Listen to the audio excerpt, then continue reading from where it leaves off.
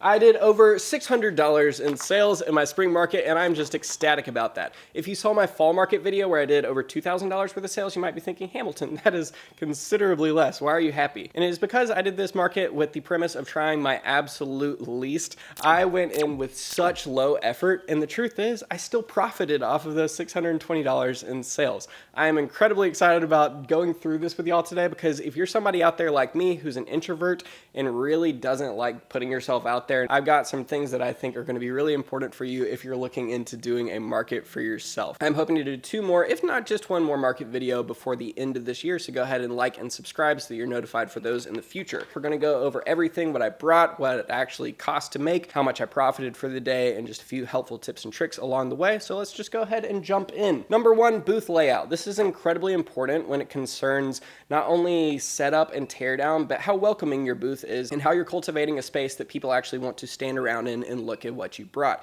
Now, like I said, this is the low effort version of Marketplace, and I went ahead and just did the least possible. I set up 2 tables, I put some tablecloths over those, and I had my 5 different items spread across it with a single chair behind it. Luckily, I had 2 awesome booth buddies. One of them was selling designer women's clothing, and then the other was selling designer babies clothing. If you're interested in those, they will be linked down in the description below. But they created awesome booths as well that were bringing in people, and then luckily those people are sticking around to see my little rinky-dink booth. The booth layout directly correlates with how difficult it is going to be to set up and tear down your booth.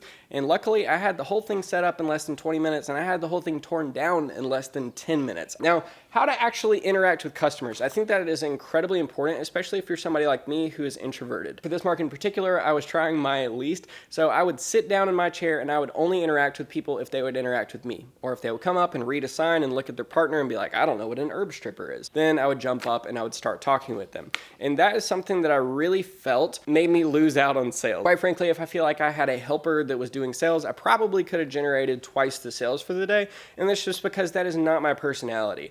I personally, when I'm walking around at markets, don't want people to come up and talk to me. So naturally, I don't want to go up to other people because I feel that I'm bothering them or something.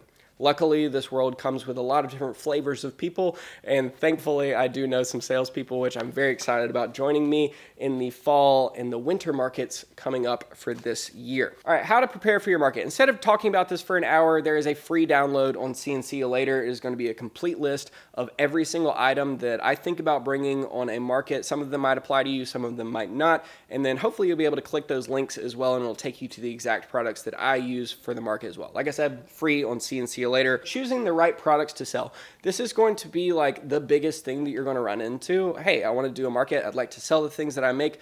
What do I actually bring to this market? And that is going to change dramatically based on the time of year, the people that are going to be showing up to your market, as well as just like where you live. All this kind of stuff is going to come into play. So when I look at what do I bring to sell, I am way more interested in the market research for the things that I'm currently creating. No, I don't make my full-time living off of selling things at markets.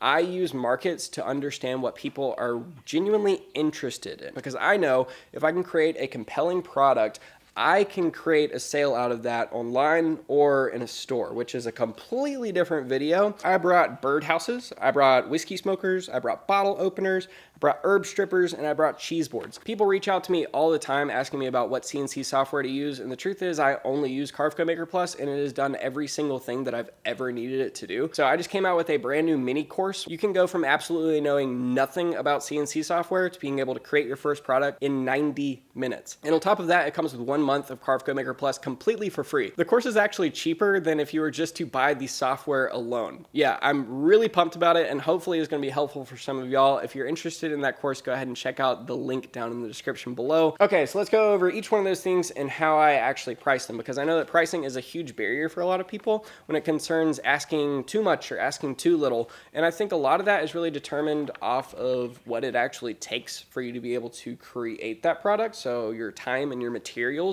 And then I really try and keep items under $25 if at all possible when it concerns going to a market, because I'm not really concerned about my wholesale pricing. I'm not really concerned about putting it online and having to pay for shipping and including all that and all the different types of fees here and there.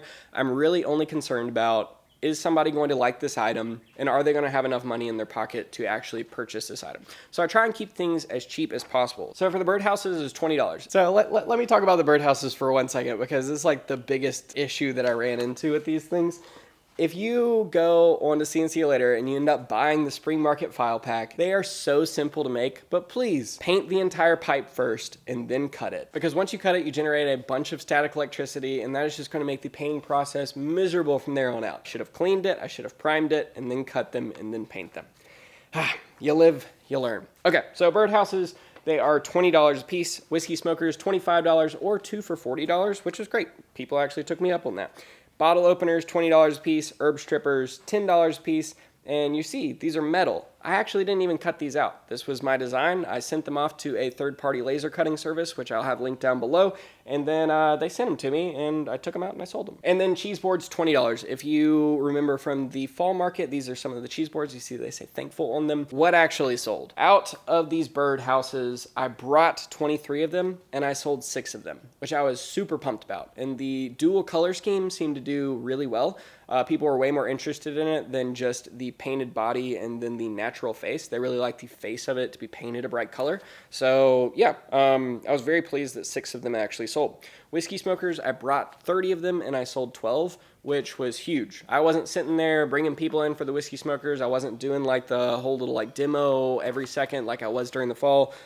People still came in, people still bought stuff. Bottle openers, this was a brand new thing that I decided to bring to this market because I'm going to bring the upgraded version of this to the next market. I'm really excited about the bottle openers because they are so easy to make, they're so cheap to make, and it's something that you can customize endlessly. So if you're interested in these bottle openers, they will be a part of the Spring Market file pack. I'm really excited about that one, and I really hope to expand more on it in the future.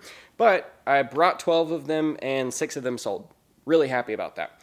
Herb strippers, I brought 60 of them because they're cheaper to make in bigger quantity, and I sold 8 of them, which I was super pleased with. And then the cheese boards, I brought 9 of them, and 3 of them sold. I sold probably 2, if not 3 times more of them at the fall market, and that's because it is a very fall item, but it was also twice as expensive. I was selling for $40. Just because an item doesn't sell at this market doesn't mean that it's not going to sell at the next one. So if you just do one market and you're just putting like all your eggs in one basket and nothing turns out the way that you think, don't get discouraged. Sometimes there's just a time and a place and how things work out and the right clientele at the right time. That's actually what sold. The actual profit is a completely different story. All right, so the birdhouses, like I said, $20 a piece, but they cost $5 to make. Whiskey smokers, $25 a piece, but they cost $6 to make. The bottle openers are $20 a piece, but they cost $3 each to make. And then the herb strippers, $10, but they cost $3 to make each. And then the cheese boards, $20, but they cost $5 to make each. So when I talk about how much these each cost, I'm talking about the time and then the materials that it took to produce that specific good. Now, I know that we could go into this for hours and hours, but we're keeping it extremely simple so that a lot of people can understand how this process goes. Like I said, the total sales were $620. Just to have my booth there, just to have the right to set up my booth was $220. I know some people are going to have markets that have them for $5. I've seen markets around the Atlanta area just for one day that are over $600. So you really need to understand the value of where you're going. And just because somewhere is the cheapest does not mean that you're getting the best value when it concerns your time, showing up, and being able to sell your stuff. All the labor and materials together for the exact items that I sold is $159. $620 minus the booth fees, labor, and materials, we're left with $241 profit. That specific day, I was out working for 11 hours. That is right around $21.90 an hour. Now, of course, there's other fees involved as far as like taxes, but I think if you're somebody out there and you're brand new and you're trying to figure out, is a market worth it? I don't know. Is that worth it to you? To some people, that's going to be a huge yes. To other people, that's going to be like, that's not worth it. And I really want to point out that for me, markets are about market research. Is somebody coming up? Are they interacting with the thing that I make? What is difficult for them to understand? Are they able to immediately see the usage and the value that is created by the product so that I can figure out how to sell that better? If you're looking to get into some CNC software, Carveco Maker Plus is the place to start. No one else is offering this 1 month for free, and I am just ecstatic about it. So ecstatic that I made the entire course cheaper than that 1 month would have been otherwise. If you're on another software right now and you're looking at, oh, maybe this software is going to be better, there's literally no better time to try it out than right now. The link will be down in the description below. If you're brand new to the channel, this is how long this actually took me to make this video. And I am just like ecstatic that this video is finally done. Sheesh. I've been working on this mini course as well as this video for so long now. I really hoped that this would be out like a month ago, but that's how it goes sometimes. I am so thankful for my Patreon members. Somebody reached out to me and just as a joke said, oh, you should name them the Hamlets. And I thought that was really funny. So yeah, the Patreon members are now the Hamlets, to CNC or not to CNC.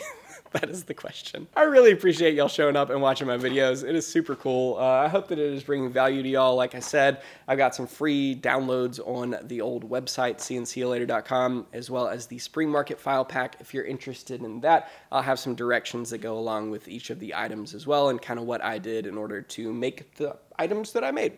So yeah, thank you so much. As always, I will see y'all later. Bye.